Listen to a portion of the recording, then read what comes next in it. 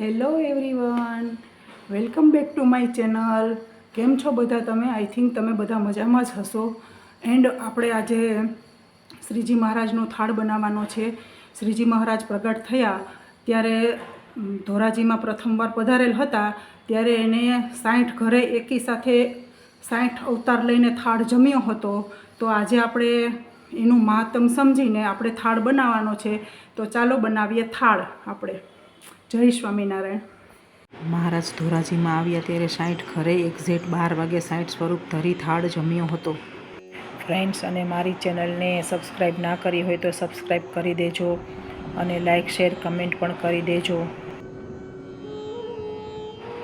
મેં અહીંયા કાચા બટેટાનું શાક વઘારવાની છું, તો મેં વઘારી લીધું છે કાચા બટેટાનું શાક.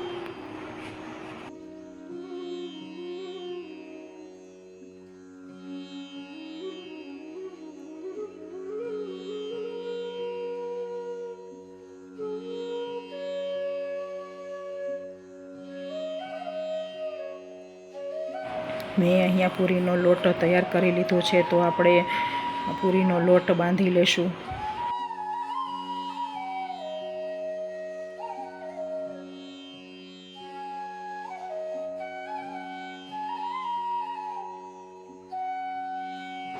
હવે મેં લોટ તૈયાર કરી લીધો છે અને તેલવાળો કરી અને થોડી વાર પૂર્ણ આવે ત્યાં સુધી આપણે સાઈડમાં ઢાંકીને મૂકી દેવાનો છે લોટને.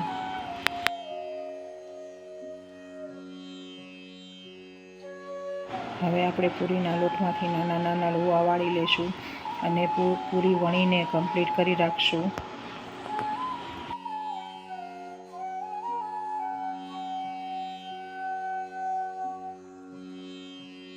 હું પૂરી વણતી હતી ત્યારે જ મેં તેલ ગરમ કરવા મૂકી દીધું હતું, તો પૂરીનું તેલ આવી ગયું છે, તો આપણે પૂરી તળી લઈશું.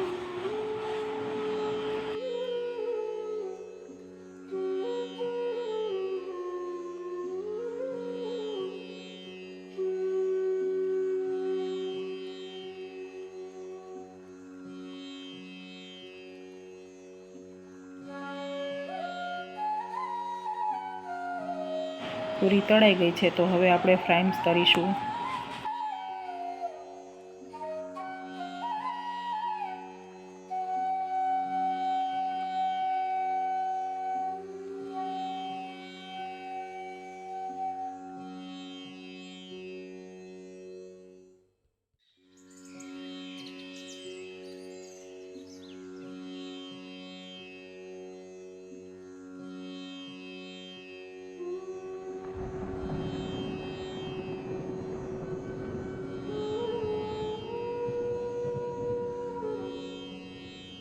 ફ્રાઈમ્સ તળ્યા પછી મેં 2 લાલ મરચાં તળવાની છું, તો મેં લાલ મરચાં તળ્યા અને સાઈડમાં મેં રવો શેકાવા મૂકી દીધો હતો. આપણે બનાવવાનો છે રવો, તો મેં રવો શેકાવા મૂકી દીધો છે અને થોડોક શેકાઈ જાય પછી આપણે એમાં ઘી એડ કરીશું. મને થોડુંક ઘી ઓછું લાગ્યું, તો મેં થોડુંક વધારે ઘી એડ કરી દીધું છે. આપણે રવાને પ્રોપર શેકી લેવાનો છે.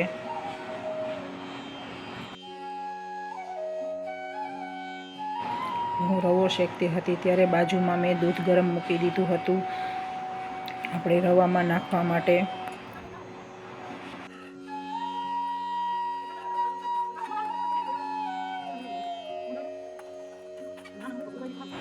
મારો રવો હવે શેકાઈ ગયો છે, તો આપણે એમાં ગરમ કરેલું દૂધ એડ કરીશું ધીમે ધીમે.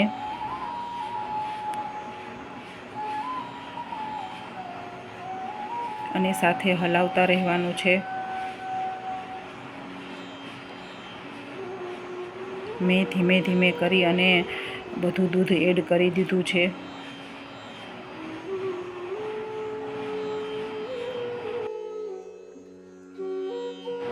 હવે આપણે એમાં ખાંડ એડ કરવાની છે.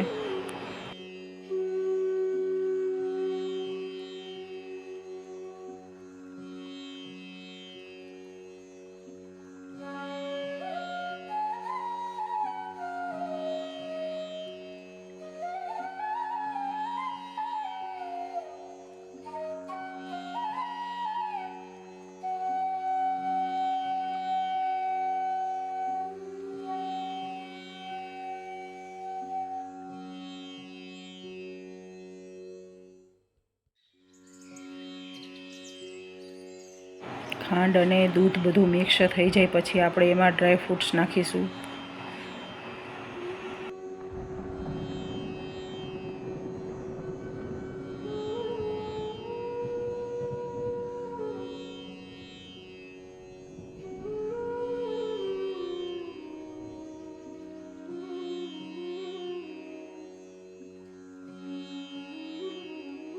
બધું મિક્સ કરીને મેં લાસ્ટમાં કેસરના 4-5 તાંતણા નાખ્યા છે. એનાથી ટેસ્ટ બહુ સારો આવે છે.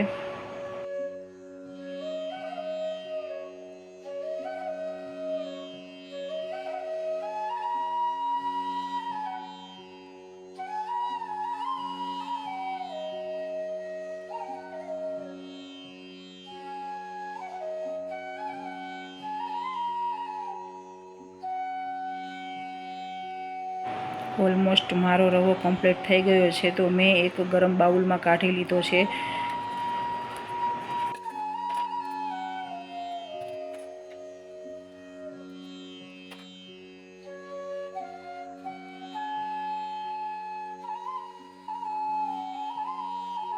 હવે આપણે કરવાનો છે પાકો સંભારો. તો મેં ગાજર, કોબી અને મરચું સુધારી લીધું હતું અને તેલ મૂકી અને એમાં રાઈ અને હળદર નાખીને આપણે સંભારો એડ કરી દેવાનો છે અને મિક્સ કરી લેવાનો છે નમક નાખીને.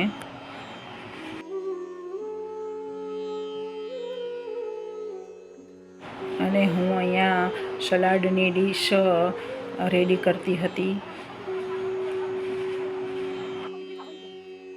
નાની વાટકીમાં સંભારો કાઢી લીધો છે થાળમાં ધરવા માટે અને સાઈડમાં તેલ ગરમ મૂકીને આપણે ભજીયા કરવાના છે.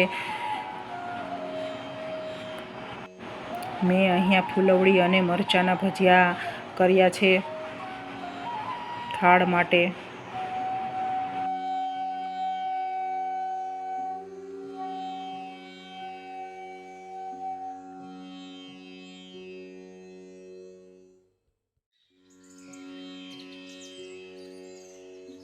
હવે આપણા ભજીયા તૈયાર થઈ ગયા છે તો આપણે થાળ તૈયાર કરીશું.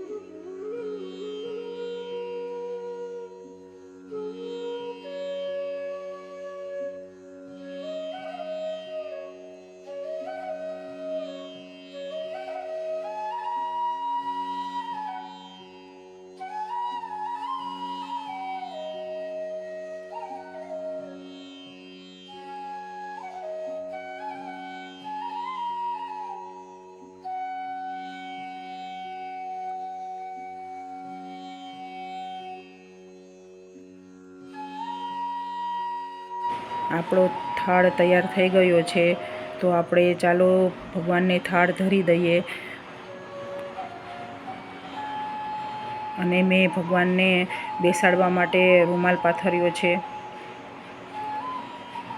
અને આપણે ભગવાનને થાળ ધરીશું.